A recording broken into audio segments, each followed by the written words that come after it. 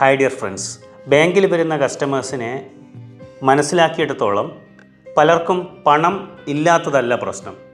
ആ പണം എങ്ങനെ വിനിയോഗിക്കണമെന്ന് അറിയാത്തതാണ്. പലരും കടത്തിലാവാൻ കാരണം അവരവരുടെ ഫിനാൻഷ്യൽ ലിറ്ററസിയെ എന്ന് പറയുന്ന ഒരു കാര്യമുണ്ട്. സാമ്പത്തികമായിട്ടുള്ള കാര്യങ്ങളെക്കുറിച്ചുള്ള പരിജ്ഞാനം, പണം എങ്ങനെ വിനിയോഗിക്കണം എന്നുള്ളതിൻ്റെ അറിവ്.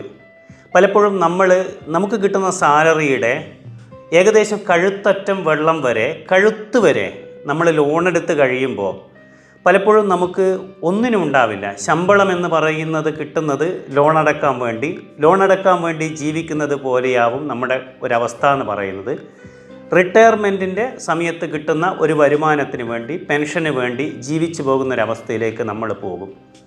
പലപ്പോഴും ഒരു 30% എന്ന് പറയുന്നത് നിർബന്ധമായും നമ്മുടെ സാലറിയുടെ ആ ഒരു എമൗണ്ട് നമ്മുടെ ആവശ്യങ്ങൾക്ക്, നമ്മുടെ ഇഷ്ടങ്ങൾക്ക്, നമ്മുടെ സേവിങ്സിനൊക്കെ വേണ്ടി മാറ്റിവെച്ചേ പറ്റൂ. ബാക്കിയുള്ള എമൗണ്ടുകളിൽ നിങ്ങൾക്ക് എന്ത് വേണമെങ്കിലും ചെയ്യാം. അതിനകത്ത് നിങ്ങൾക്ക് എത്ര ലോണ് വേണമെങ്കിലും എടുക്കാം. പക്ഷേ 30% നമ്മുടെ ആവശ്യങ്ങൾക്ക്, നമ്മുടെ ഇഷ്ടങ്ങൾക്ക് വേണ്ടി മാറ്റിവെച്ചില്ലെങ്കിൽ എപ്പോഴാണ് നിങ്ങളുടെ ഇഷ്ടങ്ങൾക്ക് വേണ്ടി ജീവിക്കാൻ പോകുന്നത്?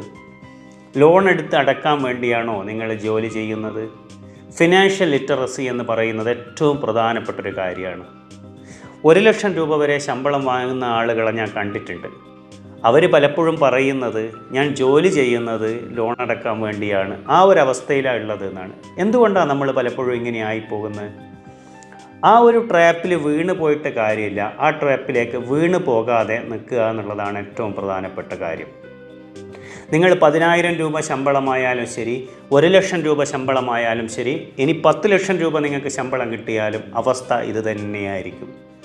വരവിനനുസരിച്ച് ചിലവ് കൂടുകയും നമ്മുടെ കയ്യിൽ എങ്ങനെ ആ കിട്ടുന്ന വരുമാനത്തിൽ നിന്ന് ജീവിച്ച് സന്തോഷം കണ്ടെത്തണമെന്ന് നമ്മൾ പഠിച്ചില്ലെങ്കിൽ, എങ്ങനെ പണത്തെ നമ്മൾ ഉപയോഗിക്കണമെന്ന് പഠിച്ചില്ലെങ്കിൽ, ബേസിക് ആയിട്ടുള്ളൊരു ഇൻഫർമേഷൻ നമുക്ക് ജീവിതത്തിൽ നിന്ന്, അനുഭവങ്ങളിൽ വെച്ച്, വായനകളിൽ വെച്ച്, തിരിച്ചറിവുകളിൽ വെച്ച് നമ്മൾ പഠിച്ചില്ലെങ്കിൽ, അന്നന്നത്തെ കാര്യങ്ങൾ അന്നന്നത്തെ ചെയ്യുന്ന രീതിയിൽ ചെയ്തു പോയി ഒരു കൃത്യമായിട്ടുള്ളൊരു പ്ലാനിങ് ഇല്ലാതെ ജീവിച്ചു തുടങ്ങിയാൽ മുഴുവൻ പിശുക്കി കൊണ്ടാച്ചിട്ടൊരു കാര്യവുമില്ല. തീരെ പിശുക്കാതെ മുഴുവൻ എക്സ്ട്രാ വേഗൻ്റായിട്ട് ചിലവഴിക്കുന്നവരും കഷ്ടത്തിലാവും. ശരിക്കും അതിൻ്റെ ഇടയ്ക്കുള്ള ഒരു വഴിയിൽ ആവശ്യമുള്ള കാര്യങ്ങൾക്ക് വേണ്ടി ചിലവഴിക്കുകയും അനാവശ്യമായ ചിലവുകൾ കുറയ്ക്കുകയും നമ്മളാൽ കഴിയുന്ന ഒരു എമൗണ്ട് മാത്രം ചിലവഴിക്കുകയും ചെയ്യുമ്പോഴാണ് ജീവിതത്തിൻ്റെ ഫിനാൻഷ്യലായിട്ടുള്ള ഒരർത്ഥം ഉണ്ടാകുന്നത്. അംബാനിക്ക് 600 കോടിക്ക് കല്യാണം നടത്താം, 6000 കോടിക്ക് വീടുണ്ടാക്കാം. അത് അദ്ദേഹത്തിൻ്റെ ആസ്തിയുടെ വളരെ ചെറിയൊരു ഭാഗം മാത്രമേ ആവുന്നുള്ളൂ. പക്ഷെ നമ്മളെപ്പോഴും നമ്മളുടെ ആസ്തിയുടെ അപ്പുറത്തേക്ക് കടക്കാൻ ശ്രമിക്കുമ്പോഴാണ് നമുക്ക് കാലിടറിപ്പോകുന്നത്. ഫിനാൻഷ്യൽ ഡിസിപ്ലിനെക്കുറിച്ച്, ഫിനാൻഷ്യൽ മാറ്റേഴ്സിനെക്കുറിച്ച് നമുക്കറിയേണ്ടുന്ന ബേസിക് ആയിട്ടുള്ള കാര്യങ്ങളൊക്കെ ഉൾപ്പെടുത്തുന്നതെന്ന ഒരു ബുക്കാണ് വളരെ ഫേമസ് ആയിട്ടുള്ള, ലോകത്തിലെ തന്നെ ഏറ്റവും ബെസ്റ്റ് സെല്ലിംഗ് ബുക്കുകളിലൊന്നായിട്ടുള്ള റിച്ച് ഡാഡ് പുവർ ഡാഡ് എന്ന് പറയുന്ന പുസ്തകം. റോബർട്ട് ടി കയോസാക്കിയുടെ പുസ്തകങ്ങളാണ്. ആവശ്യമുള്ളവർക്ക് ഇത് വായിച്ച് നോക്കാവുന്നതാണ്. ഫിനാൻഷ്യൽ ഡിസിപ്ലിനെക്കുറിച്ച്, ഫിനാൻസ് ആയിട്ടുള്ള മാറ്റേഴ്സിനെക്കുറിച്ച് സാധാരണക്കാർക്ക് വരെ മനസ്സിലാകുന്ന ഭാഷയിൽ അദ്ദേഹം എഴുതി വച്ചിട്ടുണ്ട്. മറ്റൊരു ബുക്കാണ് നിങ്ങളുടെ ഉപബോധ മനസ്സിൻ്റെ ശക്തി. ഇത് അതിൻ്റെ മലയാളം ട്രാൻസ്ലേഷനാണ്. The power of your subconscious mind.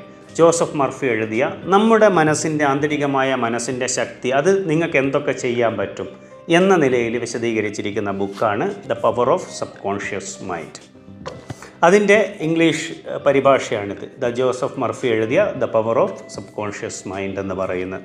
നമ്മൾ സാധാരണ പലപ്പോഴും നമ്മൾ ഡെസ്പായി പോകും. ആ ഡെസ്പായി പോകുന്ന അവസ്ഥയിൽ നമ്മുടെ ചിന്തകളാണ് പലപ്പോഴും നമ്മളെ ഡെസ്പാക്കുന്നത്. പുതിയ ഒരു രീതിയിലേക്ക് ചിന്തിച്ച് വരാൻ പലപ്പോഴും നമുക്ക് മനസ്സിന് മറ്റൊരാളുടെ സേവന ആവശ്യമുണ്ടാവും. അങ്ങനെയൊന്നുമില്ലാതെ നമ്മുടെ ചിന്താഗതികളെ വഴിമാറ്റി വിട്ട് കഴിഞ്ഞാൽ നമ്മൾ ഡെസ്പായി പോകാതെ നമുക്ക് നിൽക്കാൻ പറ്റും. ഇത് ശിവഖേര എഴുതിയ യു ക്യാൻ വിൻ എന്ന് പറയുന്ന പുസ്തകമാണ്. ഒരുപാട് നല്ല കൺസെപ്റ്റുകൾ, നല്ല ചിന്താഗതികൾ നമ്മളിലേക്ക് തരാൻ പാകമായിട്ടുള്ള പുസ്തകങ്ങളാണ് യു ക്യാൻ വിൻ ബൈ ശിവഖേര. ഇത് ജയ് ഷെട്ടിയുടെ വളരെ അതിമനോഹരമായ ഒരുപാട് കാര്യങ്ങൾ, നമ്മുടെ ജീവിതത്തിൻ്റെ കാഴ്ചപ്പാടുകൾ തന്നെ മാറ്റിമറിക്കാൻ തക്കവണ്ണമുള്ള അതിമനോഹരമായ കൺസെപ്റ്റുകൾ വളരെ സിമ്പിളായിട്ടുള്ള ഭാഷയിൽ എഴുതിയിരിക്കുന്ന പുസ്തകമാണ് തിങ്ക് ലൈക്ക് എ മോങ്ക്. അദ്ദേഹം ഒരു സന്യാസിയായിരുന്നു. സന്യാസ ജീവിതത്തിൽ നിന്ന് ഉപേക്ഷിച്ച് വന്നപ്പോൾ സന്യാസ ജീവിതത്തിൽ അദ്ദേഹം പഠിച്ചിരുന്ന കാര്യങ്ങൾ അത് നമ്മുടെ സാധാരണ ലൈഫിൽ എങ്ങനെയാണ് ഉപകാരപ്പെടുക എന്നുള്ളതിൻ്റെ വളരെ കൃത്യമായിട്ടുള്ള റെപ്രസെൻറ്റേഷനാണ് തിങ്ക് ലൈക്ക് എ മോങ്ക് എന്ന് പറയുന്നത്. അദ്ദേഹത്തിൻ്റെ മറ്റ് പുസ്തകങ്ങളുമുണ്ട്, അതൊക്കെ വളരെ നല്ല ഹെൽപ്ഫുള്ളാണ്. ഇത് വായിക്കാൻ വളരെ നല്ലൊരു ബുക്കാണ്. ഇത് ഒരു സ്പിരിച്വൽ നോവലാണ്. ഒരു സിദ്ധാർത്ഥ എന്ന് പറയുന്ന ഒരു കുട്ടി, അത് ബുദ്ധനല്ല, ബുദ്ധനെ കാണാൻ പോയ ഒരു കുട്ടി, ബുദ്ധൻ്റെ കാലത്ത് ജീവിച്ചിരുന്നു എന്ന് പറയുന്ന, ശ്രീബുദ്ധൻ്റെ കാലത്ത് ജീവിച്ചിരുന്നു എന്ന് പറയുന്ന സിദ്ധാർത്ഥ എന്ന് പറയുന്നൊരു കുട്ടി വളരെ ധനികനായ അല്ലെങ്കിൽ വളരെ നല്ലൊരു കുടുംബത്തിൽ ജനിച്ച് അവസാനം സത്യം തേടി നടന്ന് എവിടെയൊക്കെയോ എത്തിപ്പോയി അവസാനം ജീവിതത്തിൻ്റെ എല്ലാം എന്താണെന്ന് മനസ്സിലാക്കുന്ന ഒരു കഥ. ചെറിയൊരു പുസ്തകമാണ്, വളരെ ഫേമസ് ആയിട്ടുള്ളൊരു പുസ്തകമാണ്. വളരെയധികം നിർബന്ധമായി എല്ലാവരും വായിച്ചിരിക്കേണ്ട, നമ്മുടെ കാഴ്ചപ്പാടുകൾ മാറ്റുന്ന ഒരു പുസ്തകമാണ്. വളരെ വളരെ ഗംഭീരമായിട്ടുള്ളൊരു രചനയാണ് സിദ്ധാർത്ഥ എന്ന് പറയും. ഇത് ബുക്ക് സ്റ്റാളുകളിൽ കിട്ടണമെന്നില്ല, ഇതെനിക്ക് ഭാഗ്യത്തിന് കിട്ടിയതാണ്. വളരെ അതിമനോഹരമായിട്ടുള്ളൊരു പുസ്തകമാണ് സിദ്ധാർത്ഥ. ഇത് ഇക്കിഗൈ. ഇക്കിഗൈ എന്ന് പറഞ്ഞാൽ ജപ്പാനിൽ ഇക്കിഗൈ എന്ന് പറഞ്ഞാൽ ജീവിതത്തിൻ്റെ അർത്ഥം എന്നാണ് അർത്ഥം. ജീവിതത്തിൻ്റെ നമ്മൾ പർപ്പസ് ഓഫ് അവർ ലൈഫ്, നമ്മൾ ജീവിതത്തിൽ ജീവിച്ചിരിക്കേണ്ടതിൻ്റെ ആവശ്യകത എന്താ, നമുക്ക് എന്തിനു വേണ്ടി നമ്മൾ ജീവിക്കണം, അതായത് അങ്ങനെ ഒരു ആവശ്യമില്ലെങ്കിൽ ജപ്പാനിലെ ആളുകൾ ഏറ്റവും സന്തോഷകരമായി 100 വയസ്സിലും അവർ ആത്മാർത്ഥതയോടെ നല്ല സന്തോഷത്തോടെ സ്നേഹത്തോടെ പ്രത്യാശയോടെ ജോലി ചെയ്ത് ജീവിക്കുന്നു എന്നുള്ളതിൻ്റെ കൺസെപ്റ്റിൽ നിന്ന് അതിൽ നിന്ന് ഉരുത്തിരിഞ്ഞ ഒരു പുസ്തകമാണ് ഇക്കിഗൈ എന്ന് പറയുന്നത്. Japanese secret to a long and happy life എന്ന് പറയുന്നത്. ഇക്കിഗൈ എന്ന് പറഞ്ഞാൽ നമ്മുടെ ജീവിതത്തിൻ്റെ purpose, finding the purpose of our life. അതായത് നമ്മൾ ഇഷ്ടപ്പെട്ട ഒരു കാര്യം നമ്മൾ ചെയ്യാം, ആ ഇഷ്ടപ്പെട്ട കാര്യത്തിന് നന്നായി ചെയ്യാൻ നമുക്ക് പറ്റുക. നമുക്ക് ഇഷ്ടപ്പെട്ട ഒരുപാട് കാര്യങ്ങളുണ്ട്, ആ കാര്യങ്ങളെല്ലാം നമുക്ക് നന്നായി ചെയ്യണമെന്നില്ല. നമുക്ക് ഇഷ്ടപ്പെട്ടത്, ഒരു പക്ഷേ എനിക്ക് ക്രിക്കറ്റ് കളിക്കാൻ ഇഷ്ടമാണ്, പക്ഷേ എനിക്ക് നന്നായി ക്രിക്കറ്റ് കളിക്കാൻ ഇഷ്ടമില്ല. എനിക്ക് ക്ലാസ് എടുക്കാൻ ഇഷ്ടമാണ്, ഒരു പക്ഷേ എനിക്ക് നന്നായി ക്ലാസ് എടുക്കാൻ കഴിയും, ചിലപ്പോൾ നന്നായി ക്ലാസ് എടുക്കാൻ കഴിയില്ല. എനിക്ക് പാട്ട് പാടാൻ ഇഷ്ടമാണ്, എനിക്ക് നന്നായി പാട്ട് പാടാൻ പറ്റും, ചിലപ്പോൾ തീരെ പറ്റില്ല. അപ്പോൾ നമ്മൾ നന്നായി ചെയ്യാൻ പറ്റുന്ന, എനിക്കിഷ്ടത്തോടെ ചെയ്യാൻ പറ്റുന്ന കാര്യം ഏതെന്ന് ആദ്യം കണ്ടുപിടിക്കുക. ആ കുറച്ച് കാര്യങ്ങളെ ലിസ്റ്റ് ചെയ്ത് അതിനകത്ത് തന്നെ മറ്റുള്ളവരെ സ്വീകരിക്കുന്നതുണ്ടാകും. ഉദാഹരണത്തിന് ഞാൻ നന്നായി ക്രിക്കറ്റ് കളിക്കും, എനിക്ക് ക്രിക്കറ്റ് കളിക്കാൻ ഇഷ്ടമാണ്, പക്ഷേ മറ്റുള്ളവരത് സ്വീകരിക്കുന്നില്ലെങ്കിൽ അതിനെ കൊണ്ടൊരു കാര്യമില്ല. അതായത് നന്നായി ഇഷ്ടപ്പെടുന്ന, ഞാൻ അതിൽ നിന്ന് നന്നായി കഴിവുള്ള, ആ കഴിവുള്ളതിൽ തന്നെ മറ്റുള്ളവരെ സ്വീകരിച്ചിട്ടും കാര്യമില്ല, അതിൽ നിന്ന് എനിക്ക് വരുമാനം കിട്ടുന്ന ഒരു പ്രൊഫഷനായി ഞാനതിനെ മാറ്റിയാൽ, ഇപ്പോൾ പെയിൻറ്റിങ് എനിക്കിഷ്ടമാണ്, ഞാനത് നന്നായി വരക്കും, മറ്റുള്ളവരത് സ്വീകരിക്കും, അതിനെനിക്ക് ഇൻകവും കിട്ടുന്നുണ്ടെങ്കിൽ ഞാനതെൻ്റെ വരുമാന മാർഗമാക്കി ജോലിയാക്കി സ്വീകരിച്ചാൽ എൻ്റെ ജീവിതത്തിനൊരു അർത്ഥം ഉണ്ടാവും, മടുപ്പുണ്ടാവില്ല. അതാണ് ഇക്കിഗൈ. ഈ ഒരു പുസ്തകം വളരെ മനോഹരമായി നമ്മുടെ കൺസെപ്റ്റുകൾ പറഞ്ഞിരിക്കുന്നു. ഇത് the art of public speaking എന്നാണ്. ഇതൊരു പബ്ലിക് സ്പീക്കിങ്ങിൻ്റെ ഡാലേ കാർണേജിൻ്റെ ബെർജ് എൻസ്വൻ എന്ന് പറയുന്ന ആ 2 പേര് എഴുതിയതാണ്. ഇത് പബ്ലിക് സ്പീക്കിങ്ങിൻ്റെ പ്രസംഗ കലയുടെ ഒരു ബൈബിൾ എന്നറിയപ്പെടുന്ന, അല്ലെങ്കിൽ അതിൻ്റെ എല്ലാ കാമ്പുകൾ ഉൾപ്പെടുന്ന ഒരു പുസ്തകമാണ്. വളരെ നല്ല പുസ്തകമാണ്, വായിച്ചു നോക്കാവുന്നതാണ്. ഇതെനിക്ക് ഏറ്റവും ഇഷ്ടപ്പെട്ടൊരു പുസ്തകങ്ങളിലൊന്നാണ്. ഈ പുസ്തകത്തിൻ്റെ പേരാണ് energise your mind by Gaur Gopaldas.